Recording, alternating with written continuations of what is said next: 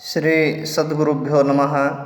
आप सबका YS गुरु के NCERT संस्कृत सॉल्यूशन इस यूट्यूब चैनल पर हार्दिक स्वागत है।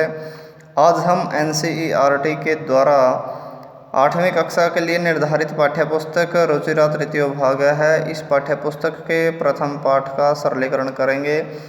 जैसे ही हम इस पुस्तक के अंदर पाठानुक्रमणिका को देखते हैं, यहाँ पर हमें दिखाई देता है प्रथम पाठ है सुभाषितानि। इसी पाठ का अब हम सरलीकरण करने जा रहे हैं। यह प्रथम पाठ है। प्रथम पाठ है सुभाषितानि। सुभाषितानि का अर्थ मैं समझा देता हूँ। सु अर्थात अच्छा या सुंदर, भाषितानि जो बोला गया है उसको बातें या वचन कह सकते हैं, अच्छी बातें या सुंदर वचन। यहाँ पर इस पाठ में श्लोक दिए हुए हैं। सबसे पहले हम इन श्लोकों को पढ़ेंगे, तो छात्र अपने साथ में पेन और कॉपी जरूर रखें ताकि वो विषय वस्तु को नोट कर सकें। श्लोकों को पढ़ने के बाद हम इनका प्रत्येक श्लोक का एक एक वर्ड मीनिंग आपको दिखाएंगे, समझाएंगे, पढ़ाएंगे। पहले इनको पढ़ना सीखिए। गुणा गुणज्ञेषु गुणा भवन्ति ते निर्गुणं प्राप्य भवन्ति दोषाः सुस्वादु तोयः प्रभवन्ति नद्यः समुद्र मासाद्य। इसमें दो शब्द बनेंगे। पहला समुद्रम मैं हलंत रहेगा और दूसरा आसाद्य, समुद्रम आसाद्य। इसी प्रकार दूसरा जो शब्द है नीचे भवन्त्यपेयः, इसमें से भी दो शब्द बनेंगे भवन्ति अपेयः। अब ये दूसरा श्लोक है। साहित्य संगीत कला विहीनः साक्षात् पशुः पुच्छ विषाणहीनः तृणं न खादन्नपि। अब ये जो शब्द है खादन्नपि, इसमें दो शब्द बनेंगे। पहला खादन न हलंत रहेगी और दूसरा अपि। कुछ छात्र इसको न को त्रय समझ लेते हैं, वो इस बात को ध्यान से समझ लें कि ये त्रय नहीं है, ये डबल न होता है। एक आधि न और दूसरा पूरी न। तो खादन न हलंत रहेगा और अपि दूसरा शब्द बन जाएगा। जीवमान है तद भागधेयम परमम पशूनाम। ये तीसरा श्लोक है। लुब्धस्य नश्यति यशः पिशुनस्य मैत्री नष्टक्रियस्य कुलम अर्थपरस्य। कुलम में मैं हलंत रहेगा और दूसरा शब्द बनेगा अर्थपरस्य धर्मः। विद्याफलम व्यसनिनः कृपणस्य सौख्यम राज्यम प्रेमत्तस जीवस्य नराधिपस्य। ये चौथा श्लोक है। पीत्वा रसम तो कटुकम मधुरम समानम माधुर्यम एव। दो शब्द बन गए। पहला माधुर्यम मैं हलंत, दूसरा एव। इसी प्रकार जनियेन, जनियेन में जो न है हलंत है उसका हमने आधा तय बना दिया। जनियेत पहला शब्द, दूसरा मधुमक्षिका, और मधुमक्षिका के बाद का में जो आ है उसमें से ए निकाल दिया। असौ तीसरा शब्द बन गया। जनियेत मधुमक्षिका असौ। इसी प्रकार नीचे तीसरी लाइन में पहले शब्द को 3 टुकड़े करेंगे। संतस, ये जो संतस में आधी से है इसका विसर्ग बना दो, संत है, और दूसरा शब्द बन गया तथा प्लस एव, तथा एव का, तो संत है तथा एव। सम सज्जन दुर्जनानाम श्रुत्वा वचः मधुर सुक्त रसम सृजन्ते। ये पांचवा श्लोक है। विहाय पौरुषम यो हि दैवम। इसमें पहला शब्द बना दैवम मैं हलंत, दूसरा एव और तीसरा अवलंबते, दैवम एव अवलंबते। नीचे वाली लाइन में प्रासाद सिंहवत तस्य मूर्धनि तिष्ठन्ति वायसः। यह छठा श्लोक है। पुष्प पत्तर फल छाया मूल वल्कल दारुभिः धन्या महिरुहा येषाम विमुखम यान्ति नार्थिनः। इसके बाद ये सातवां श्लोक, अंतिम श्लोक। चिंतनिया ही विपदाम आदावेव। इसको अलग अलग करेंगे, दो शब्द बनेंगे। पहला बनेगा आदौ, दूसरा बनेगा एव। प्रतिक्रिया न कूप खननम युक्तम प्रदीप्ते वहनिना गृहे। अब इनका एक एक वर्ड मीनिंग आप देखिए, साथ में अपने कॉपी पर लिखते भी रहिए, क्योंकि हम हमारे हर एक वीडियो में हर एक पाठ के ऐसे ही एक एक वर्ड मीनिंग आपको कराएंगे। क्योंकि आपको यदि विषय वस्तु अच्छी तरह से समझ में आ सकती है तो आप पूर्ण रूप से किताब के ऊपर आपको फिर डिपेंड रहने की इतनी ज़रूरत नहीं होती। आप पूर्ण रूप से समझने के बाद कुछ न कुछ नया भी कर सकते हैं। तो देखिए, पहला है गुणा, अर्थात गुण। गुणज्ञेषु, गुणवान व्यक्तियों में, जो गुणवान व्यक्ति होते हैं उनमें। गुणा, गुण भवंती होते हैं, ते, वे कौन, वे गुण। निर्गुणम, निर्गुणी व्यक्ति को, अर्थात जो गुणों की कदर ना करता हो, जो गुणों के महत्व को न समझता हो, निर्गुणम, उसको कहते हैं निर्गुणी व्यक्ति को। प्राप्य, प्राप्त करके, भवंती हो जाते हैं, दोषाः, दोष। सुस्वादु, सुस्वादु होता है स्वादिष्ट, तोयाः, पानी वाली या जल वाली, स्वादिष्ट जल वाली। प्रभवंती, बहती हैं, नद्यः, नदियाँ। समुद्रम, समुद्र को। आसाद्य, पाकर या प्राप्त करके। भवंती, हो जाती हैं। अपेयः, न पीने योग्य। तो एक बार इसका भावार्थ समझिए कि गुण गुणवान व्यक्तियों में ही गुण होते हैं और वे गुण निर्गुणी व्यक्ति को प्राप्त करके दोष हो जाते हैं। जैसे नदियाँ स्वादिष्ट जल वाली बहती हैं, परंतु समुद्र को प्राप्त करके वो न पीने योग्य हो जाती हैं। अर्थात तो वही पानी जब समुद्र में चला जाता है नदियों का, फिर उस पानी की कोई कदर नहीं रह जाती, वो न पीने योग्य हो जाता है। इसी प्रकार जब गुण निर्गुणी व्यक्ति को प्राप्त हो जाते हैं तो वो दोष बन जाते हैं। जब तक गुणवान व्यक्तियों के पास है तभी तक वो गुण कहे जाते हैं। अब यहाँ दूसरा श्लोक देखिए आप, इसका भावार्थ, एक एक शब्द का मीनिंग। साहित्य, अर्थात साहित्य, संगीत, संगीत या गायन। कला, कला से, ये जो से शब्द है, से इसका अर्थ नहीं है, ये सिर्फ पदपूरक शब्द है। हमने इस पंक्ति का अर्थ पूरा करने के लिए से मीनिंग लगाया है, कला से, क्योंकि शब्द को हमने तोड़ा है, ये समासबद्ध शब्द था। विहीन है, रहित, रहित कौन, मनुष्य। साक्षात, प्रत्यक्ष रूप से या साक्षात पशु, पशु है। पुच्छ, पूंछ, पूंछ होता है पूंछ। विषाण, सिंह से। हीन है, रहित। तृणम, घास को, तृणम, घास को। न, नहीं। खादन, खाते हुए। अपि, भी। जीवमान है, जीवित रहता हुआ। तद, वह। भागध्येयम, सौभाग्य। परमम, बहुत। पशुनाम, पशुओं का। अब देखिए यहाँ पर बताया है कि मानव के अंदर यदि ये गुण न हो तो वह पशु के समान होता है। कौन से गुण? साहित्य, संगीत, कला से रहित मनुष्य। साहित्य, संगीत, कला से रहित मनुष्य साक्षात पशु होता है। कैसा पशु? सींग और पूंछ से रहित पशु होता है। साहित्य, संगीत, कला से रहित मनुष्य साक्षात पूंछ और सींग से रहित पशु होता है। और वह पशु भी कैसा? जो घास को न खाते हुए भी जीवित रहता है।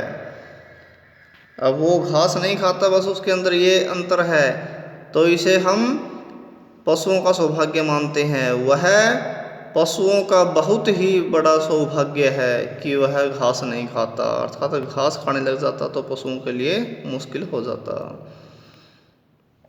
समझ में आया?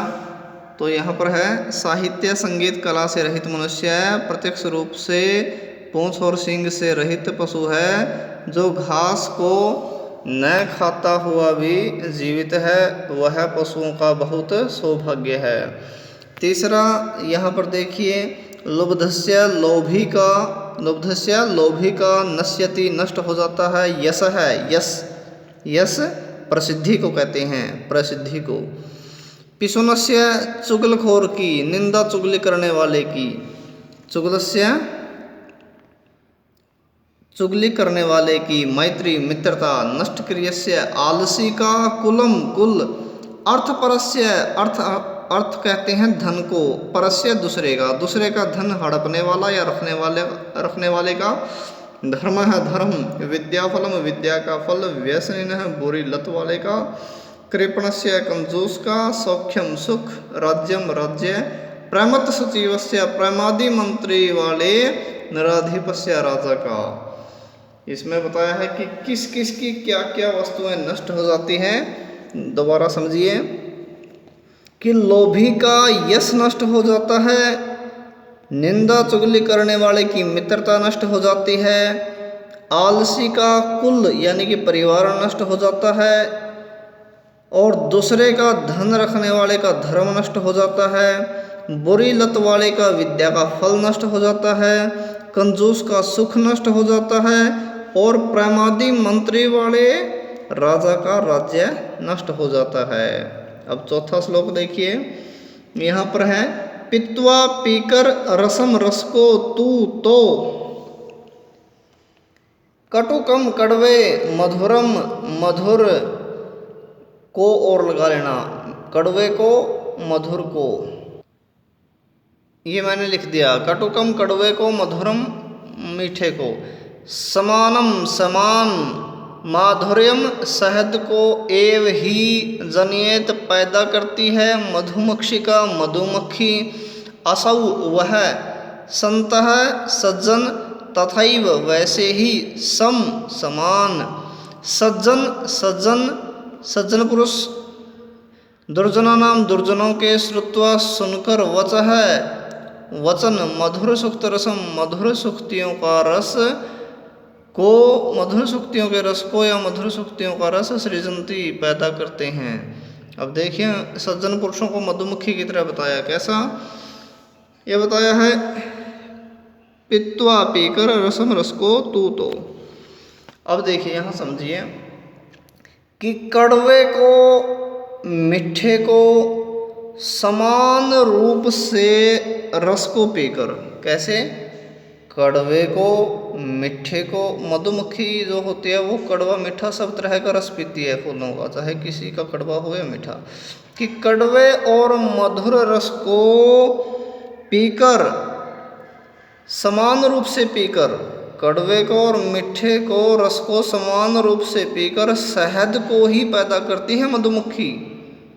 क्या, वह मधुमक्खी कड़वे को और मधुर रस को समान रूप से पीकर शहद को ही पैदा करती है, वैसे ही सज्जन दुर्जनों के वचनों को समश्रुत्वा समान रूप से सुनकर, चाहे सज्जनों को कोई कड़वा बोले या मीठा बोले, अर्थात कोई उनकी आलोचना करे या कोई उनकी प्रशंसा करे, वैसे ही सज्जन दुर्जनों के वचनों को समान रूप से सुनकर मधुर सुक्तियों का रस ही पैदा करते हैं, अर्थात बोलते वो अच्छा ही हैं, फिर भी वो किसी के लिए गंदा नहीं बोलते। तो यहाँ पर 5वां श्लोक देखिए, विहाय छोड़कर पौरुषम, मेहनत को, पौरुष होता है मेहनत को, विहाय छोड़कर पौरुषम मेहनत को, यो जो ही निश्चय ही या क्योंकि, दो अर्थ है इसके, निश्चय ही या क्योंकि, दैवम भाग्य को, एव ही अवलंबते सहारे रहते हैं, प्रासाद आलसी सिंहवत शेर की तरह, तस्य उसके मूर्धनी मस्तक पर तिष्ठन्ति बैठते हैं, वायसहा कौवे। क्या कहा इसने, समझाया कि जो पुरुष निश्चय ही मेहनत को छोड़कर भाग्य के ही सहारे रहते हैं, उसके मस्तक पर आलसी शेर की तरह कौवे बैठते हैं, अर्थात जैसे शेर मेहनत करने वाला होता है, लेकिन यदि वो बैठा रहे मेहनत करे ही ना तो उसके भी मस्तक पर कौवे बैठने लग जाते हैं, अर्थात किस्मत उसका साथ नहीं देती जो मेहनत को छोड़कर केवल भाग्य के भरोसे बैठ जाता है। अब छठा है यहाँ पर पुष्प, पुष्प अर्थात फूल, पत्तर पत्ते, फलम फल, छाया छाया, मूल जड़, वलकल छाल, दारूबही लकड़ियों से युक्त हमने अपने आप लगाया, धन्य धन्य है, महिरूहा, महिरूहा कहते हैं वृक्षों को, वृक्ष, ये शाम जिनके विमुखम, विमुख होकर, उदास होकर, लौटकर, यान्ति जाते हैं, न नहीं अर्थिन है मांगने वाले। अब वृक्षों के बारे में बताया है कि फूल, पत्ते, फल, छाया, जड़, छाल और लकड़ियों से युक्त अब देखो वृक्षों के पास क्या क्या होता है, फूल, पत्ते, फल, छाया, जड़, छाल, लकड़ियों से युक्त वृक्ष धन्य हैं। ये ऐसे वृक्ष धन्य हैं जो इनके पास इतनी वस्तुएं होती है। और उनकी विशेषता कि जिनके मांगने वाले अर्थात इन वृक्षों से अगर कोई कुछ मांगे तो ये कुछ न कुछ देते ही हैं। अगर सूखा वृक्ष भी होगा तो वो भी लकड़ी देगा।